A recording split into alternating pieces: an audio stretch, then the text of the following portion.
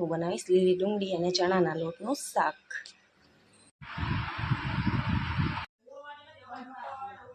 તેલ ગરમ થવા રાખી દીધું છે। હવે આપણે એમાં નાખશું રાઈ, હવે નાખશું આપણે જીરું, હવે નાખશું ડુંગળી,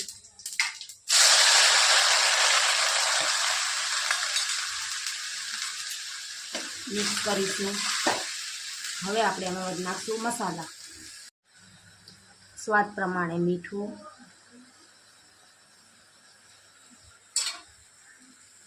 અડધી ચમચી હળદર,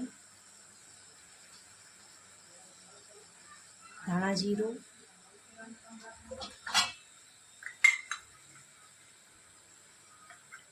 લાલ મરચું।